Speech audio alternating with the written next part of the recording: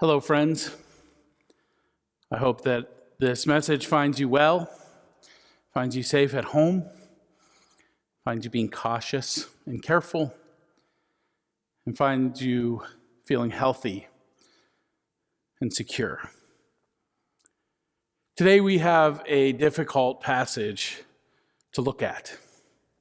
In fact, the temptation this week to veer from the narrative lectionary that I've been using was very high.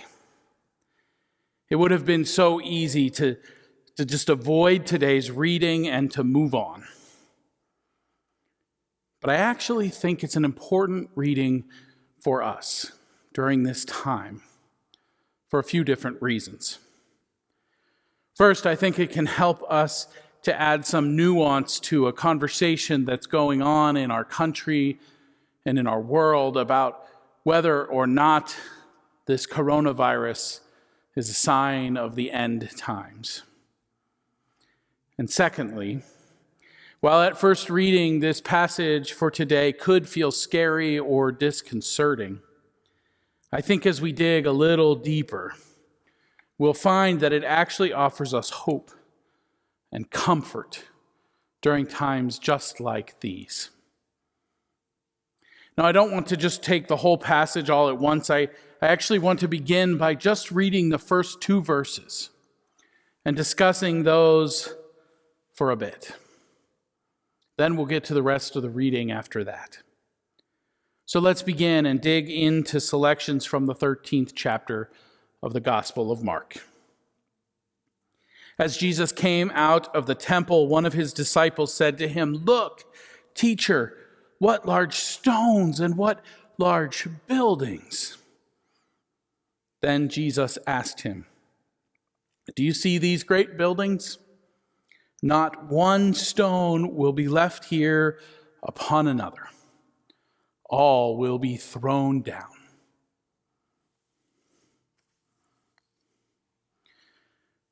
One of the most amazing experiences of my life was in college when Heather and I got to go on a choir tour of England and Scotland. Many of you have heard me mention it before. It was a magnificent trip taking us all around England and into Glasgow and Edinburgh in Scotland. We toured castles, we went to pubs, we explored London, we stayed in all kinds of different and unique hotels. But perhaps the most exciting part was that we got to put on concerts in many of the most incredible cathedrals. The highlight of these was the singing opportunity that we had at St. Paul's Cathedral in London. The place is amazing. When our choir would stop singing, it would be a good 10 seconds before the sound would return to us. And we talked afterwards that each one of us could pick our own voice out of the choir when it returned. When we were done singing, we got to climb up into the dome of the cathedral and see how when you stood on one side and whispered into the wall, someone all the way on the other side could hear it as if they were standing right next to you. The building was absolutely amazing. But when I hear Jesus' words today, I wonder if maybe our fascination with church buildings isn't so great. I wonder about whether we are missing the mark a bit when we work to build and maintain the most immaculate buildings over and against everything else that we could be doing. Now, don't get me wrong, I love church buildings. And I particularly love the parts of church buildings that were built in order to teach people things about the gospel, just by simply standing in them.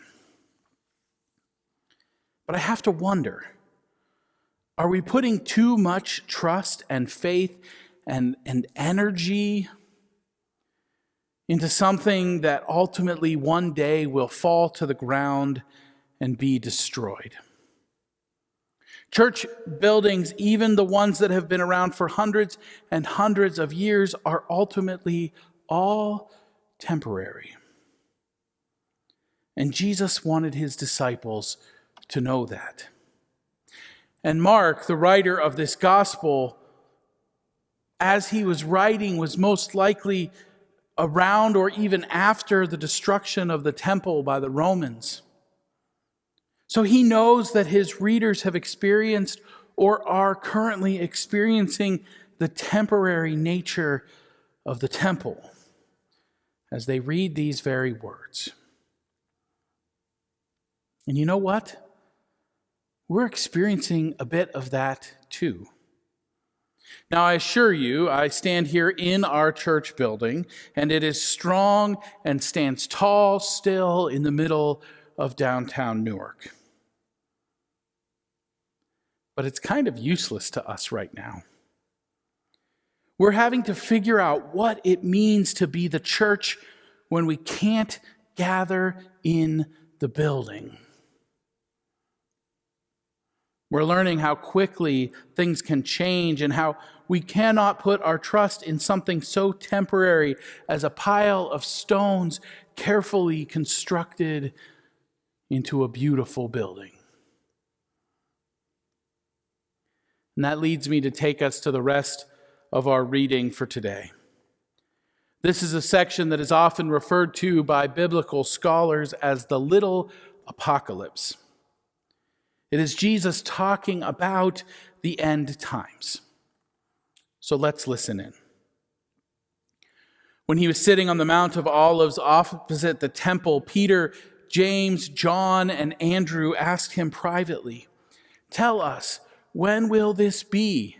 And what will be the sign that all these things are about to be accomplished?" Then Jesus began to say to them, "Beware that no one lead you astray. Many will come in my name and say, 'I am he,' and they will lead many astray. When you hear of wars and rumors of wars, do not be alarmed. This must take place. But the end is still to come. For nation will rise against nation and kingdom against kingdom. There will be earthquakes in various places. There will be famine. This is but the beginning of the birth pangs.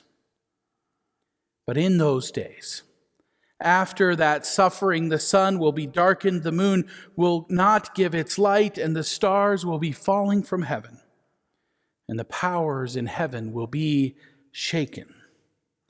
Then you will see the Son of Man coming in the clouds with great power and glory. Then he will send out the angels and gather his elect from the four winds, from the ends of the earth to the ends of heaven. From the fig tree, learn its lesson. As soon as its branches become tender and put forth its leaves, you know that summer is near. So also when you see these things taking place, you know that he is near, at the very gates. Truly I tell you, this generation will not pass away until all things have taken place. Heaven and earth will pass away, but my words will not pass away. But about that day or hour no one knows, whether the angels in heaven nor the Son, but only the Father. Beware, keep alert, for you do not know when the time will come. It is like a man who goes on a journey when he leaves home and puts his slaves in charge, each with his work, and commands the doorkeeper to be on the watch. Therefore, keep awake.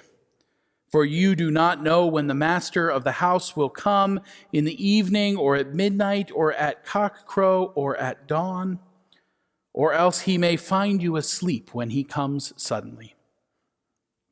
And what I say to you, I say to all, keep awake." Friends, this is the word of the Lord. Thanks be to God.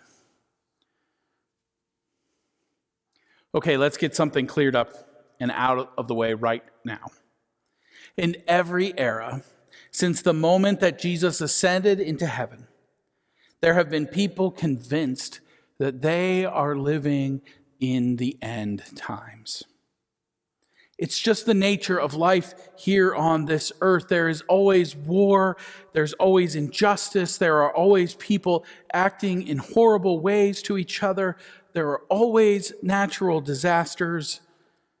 And there are always diseases.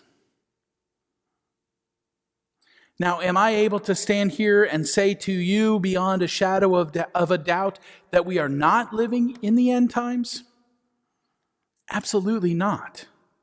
Because the reality is that Jesus said right here in this passage that no one knows when it's going to happen.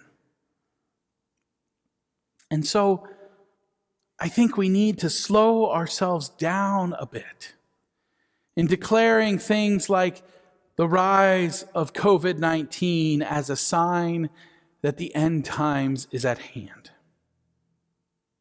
The end is no more at hand than it was before this virus, and nor will it be when the virus is over.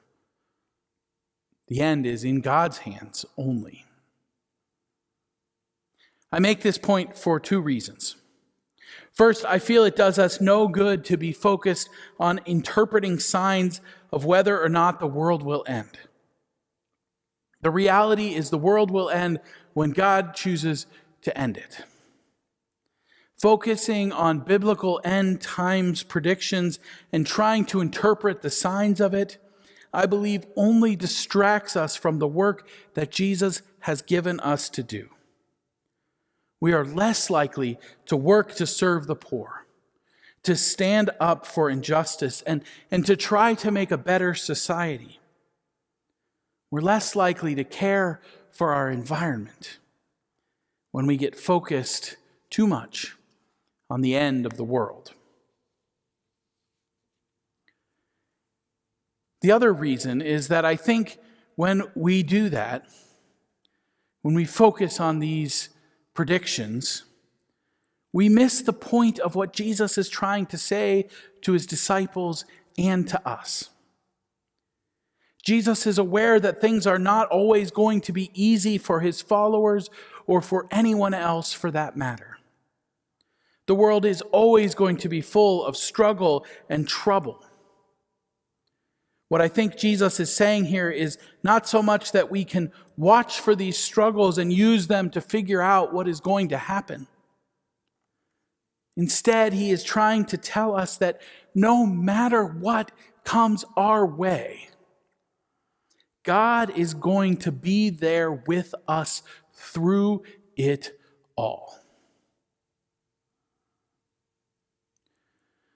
So if Jesus isn't trying to give us a checklist to keep track of, to try to guess at his return, what does he mean when he tells us to keep awake?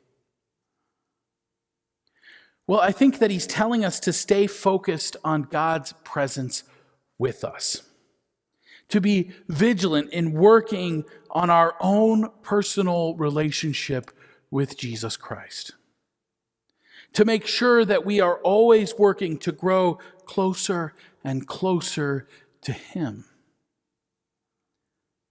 and to keep working to alleviate poverty, to make life better for all people, to live in ways that share the love that we have found in Jesus Christ with all those who we meet. Friends, it is true that all things of this world are temporary. Buildings, communities, homes, schools, relationships, and even our very lives. This reality has been made abundantly clear to all of us in these recent days. But it is even more true that there is one thing which will never pass away, which will never fail, which will never fade. And that is the deep, deep love of our God for each one of us that we find in the love of Jesus Christ. So as we begin to draw toward the end of our Lenten journey. As we endure these days full of loneliness and confusion, fear and difficulty, may we always remember that no matter what happens, and no matter when it happens, God is with us. Period. Full stop. So stay home, wash your hands, and be careful for sure. Those are the responsible things to do right now. But also, don't forget to keep your eyes open for what God is doing in this world to bring light, hope, peace, and love to all people everywhere. And to God be all the glory, now and forevermore. Amen.